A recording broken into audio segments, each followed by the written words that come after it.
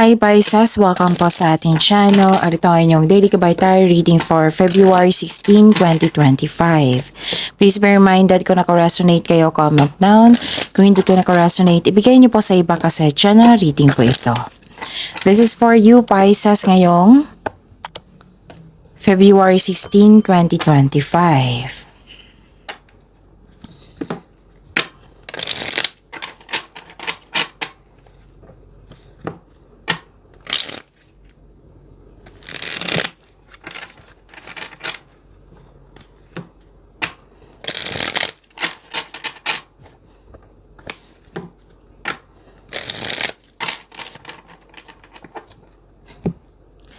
Para po ito sa inyo Pisces ngayong February 16, 2025. Maraming salamat po sa inyong patuloy na suporta at maraming salamat din po sa mga hindi nag-skip ng ads.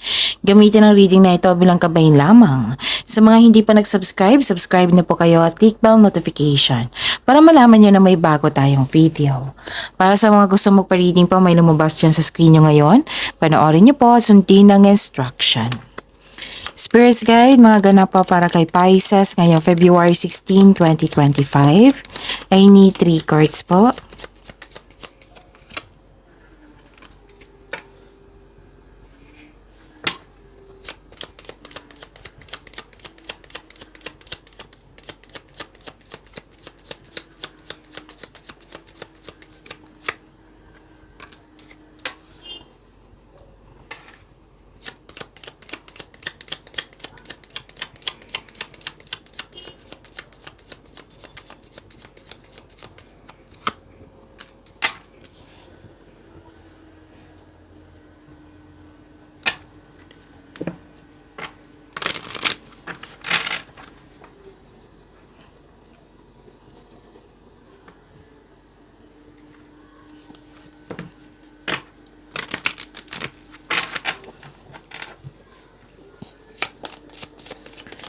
Spirits Guide, mga mensahe po. Spirits Guides, Angels, Archangels, Guardian Angels, message po para kay Pisces ngayong February 16, 2025.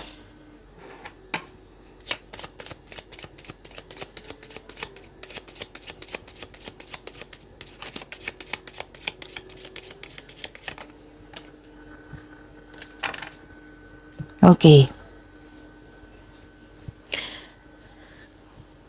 Ngayong February 16, 2025, nakatanggap kayo ng good news.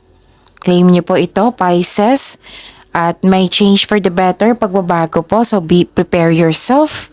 Huwag kayong mag-alala sa pagbabago kasi that is para sa iyong kabutihan, kaunlaran. Change for the better po. Pwedeng kahapon pa ito, no? Or the other day, Pisces. Nakatanggap kayo niyan. Yun. At saka may paglilipat po. May paglilipat, tapos may transformation, may ending with new beginning. Okay. May separation ako nakikita dito or tumiwalag ka or umiwas ka sa isang tao. Pwedeng separation po ito. Dala-dala mo ito eh. Kasi I think na lumabas ito sunod-sunod na sa inyo kung everyday kayong nanonood sa reading natin. So napapansin ko talaga to sa inyo Pisces. Okay? Kasi minsan pag paulit-ulit yung mensahe, may ipapagawa sa iyo. It might be na hindi mo pa ginagawa. It might be nabibigatan ka pa. Pero nakita ko naman dito na tutulungan mo yung sarili mo para mag-move on, para mag-let go. So, this is ending with new beginning. May concern ka rin sa isang tao na matigas ang ulo, ay mahirap kausap or sobrang stricto. Nakita ko rin dito na may party, event, public event, special event, pwedeng reunion or mag-uusap kayo. Magkaroon ng meeting. Okay? So, trust your intuition. Itanong nyo sa intuition nyo kung bakit naulit ito. Ay, kung hindi ito na, let's say, kasi nakita ko dito, nakita ko dito na nangyari na ito sa nakaraan na nahihirapan ka sa pag-let go. Itong pagbabago na ito na parating sinasabi sa iyo, piniprepare kayo. Kasi baka mabigla kayo sa pagbabago. So, prepare yourself. Kasi dalawang card na po nagsabi dito na new beginning, maging handa. Kasi baka ang ilan sa inyo hindi handa. Or, oo. Kaya nahihirapan sa pag-move on. So, prepare yourself sa pagbabago po and trust your intuition. Itanong niyo po sa inyong intuition also. 1313, trust your intuition. It's guiding you towards a brighter future. See?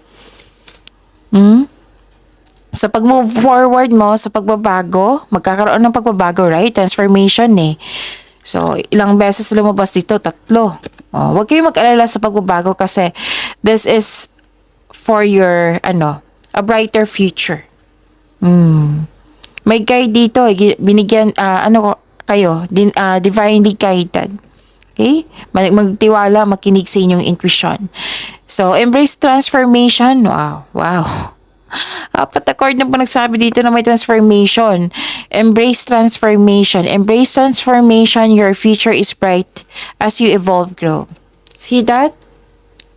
Kailangan ng pag-move forward, pagtanggap, pag-embrace sa pagbabago.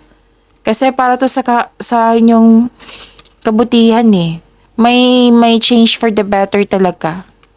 Transformation sa inyong future. Ito rin, trust your intuition, a brighter future. See that? Sana klaro-klaro nyo. Puro future yan. So it might be, kasi minsan lalabas ito pag nagkaroon ng stagnation, nagkaroon ng hesitation to take an action, to move forward, or hindi tanggap yung pagbabago. Pinupush ng cards nyo dito na para to sa itong pagbabago na ito para sa inyong sa kaunlaran, para sa ikakabuti mo.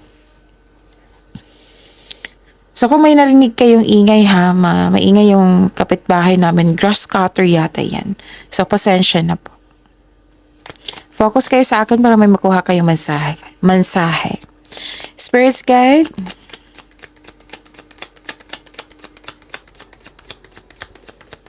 Energy po ni Pisces ngayong February 16, 2025.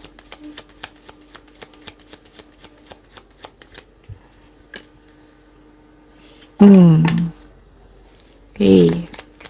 The clarification of this card po.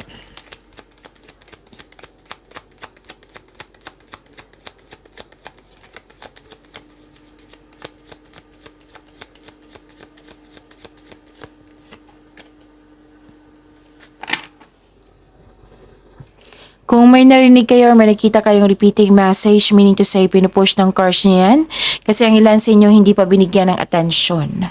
Kung maaari po, bigyan niyo po ng solusyon at aksyon.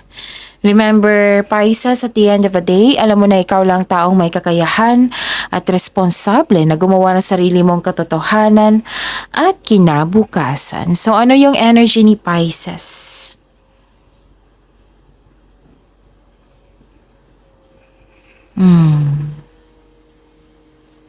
Nakita ko dito na okay. 1, 2, 3, 4, 5 cards na po nagsabi dito na transformation. Kaya lang, yung sabi ko kanina sa inyo sa oracle cards dito na clarify po siya sa tarot cards nyo na you're clinging to the past pa. Nasa pagbabago na po kayo pero you're clinging to the past. Ayaw mo sa pagbabago, nagkaroon ng stagnation, which is nag-clarify po siya yung sabi ko kanina dito sa oracle cards nyo.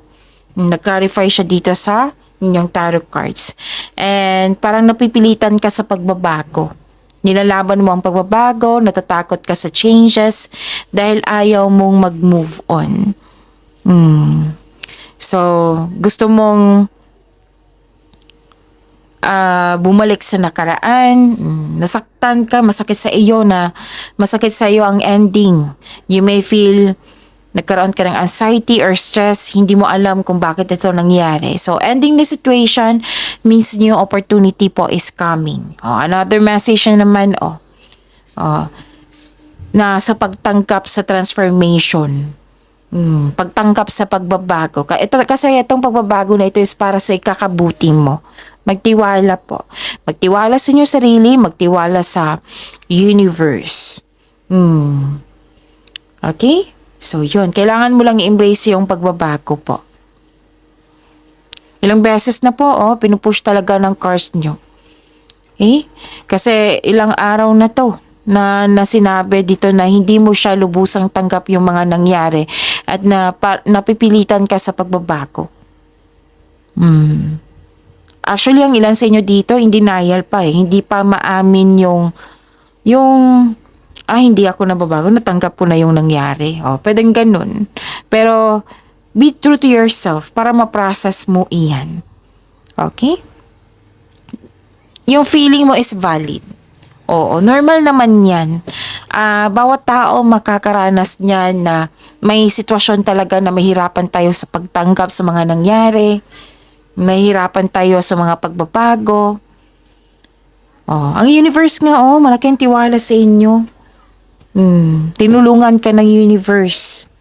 Di ba pagbabago ito? So you have to embrace it. Let go mo na yung hindi mo makontrol. Let go mo na yung mga nangyari sa nakaraan kasi nakaraan na yan eh. Don't live in the past. Live in the present para may better outcome tayo sa future. Okay? So, sana'y ma-overcome nyo na ito. Pisces. Ano pa? Nakikita ko dito na nagkaroon po ng may dito, concern sa naghihintay ng kapalit sa bawat bigay. May concern dito. Tapos may concern din sa hindi nagbigay ng halaga. May nga dito, may nakita kong kuripot or nagtitipid ka ngayon para pambayad sa bills, may gustong bilhin. Basta higpit sinturon to. Kailangan ko inom ng tubig. Saglit lang po.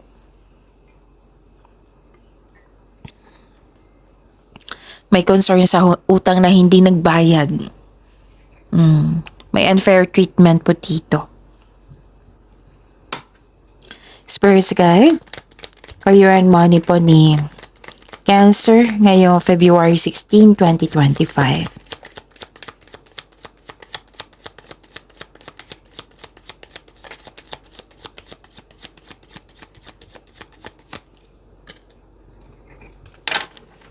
And the clarification of this card po.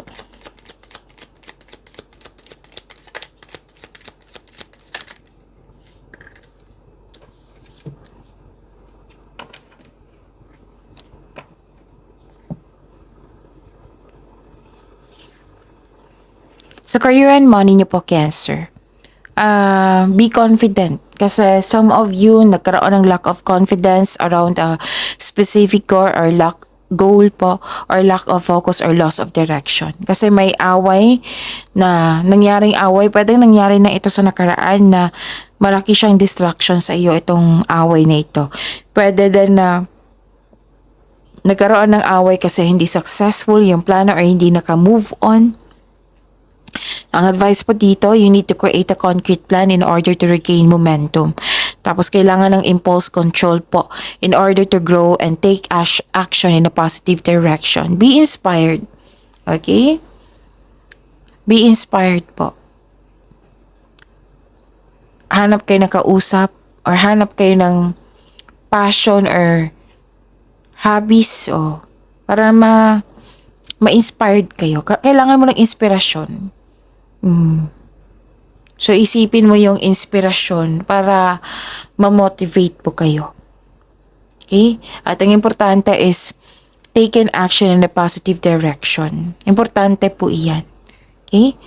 At so, take an action in a positive direction para ma-attract mo lalo yung blessings na para sa inyo.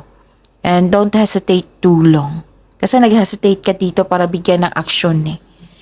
And please be reminded, Pisces, na huwag kayo mag-claim ng negativity kahit hindi mo yan sinasadya.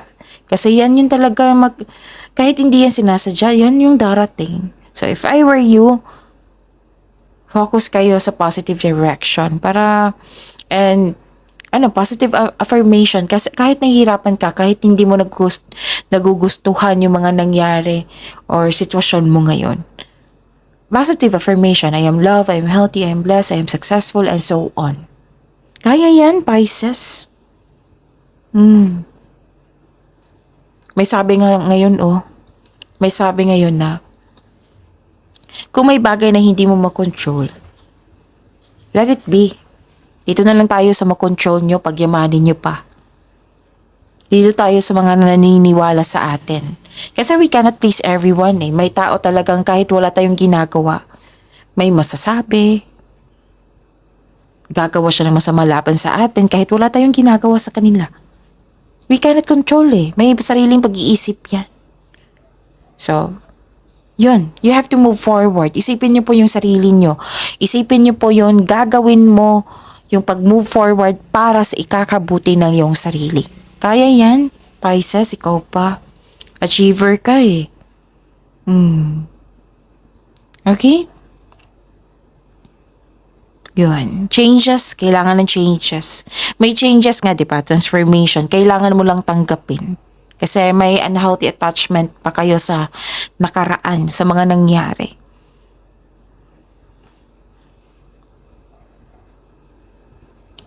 And nakita ko dito, nakaranas ka ng struggle sa trabaho or negosyo mo ngayon. Please know that this is only temporary. Huwag kang sumuko.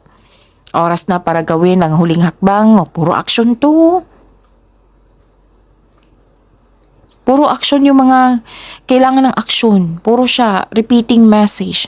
Diba sabi ko sa inyo, repeating message, bigyan nyo talaga ng action yan. Solusyon, attention. Make change nga.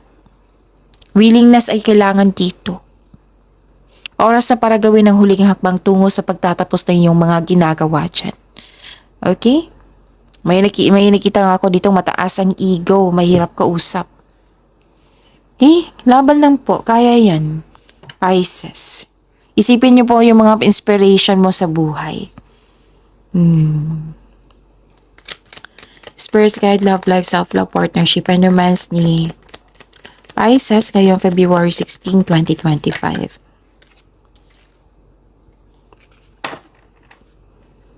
And the clarification of this card po.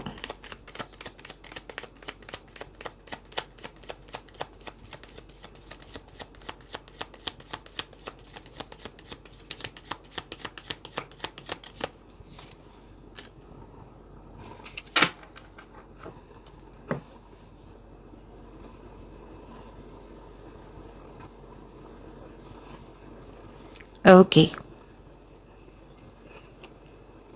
Maraming salamat po sa patuloy na tiwala at suporta sa ating channel at maraming salamat din po sa mga hindi nag-skip ng ads. This is good. Awakening, acceptance, pagtanggap na to. Self-assessment, atonement. Another card na nagsabi ng transformation sa astrology. Transformation to eh. Ending with new beginning. So hindi ko na mabilang ha. Tingnan mo. 1, 2, 4, 6, 7. Okay? 8. Nagsabi dito ng transformation. Ending with new beginning. Bumalik yung power mo. Wow. Okay? So, accept your mistakes as well sa person, sa isang tao. So, you can successfully let the past go. Maaari din magpakita sa iyo yung past love mo para humingi ng tawad sa iyo at mag-put ng closure. Kasi hindi siya matahimik. Nagigilty po siya. So, sabi ng card dito, seek forgiveness in order to move forward. Okay? May parating na paghahatol, pagbubunyag, magsasorry sa iyo. So, kailangan ng pag-let go nito and forgiveness. At saka, wow, 2 card na po nagsabi dito. May magsasorry talaga sa inyo.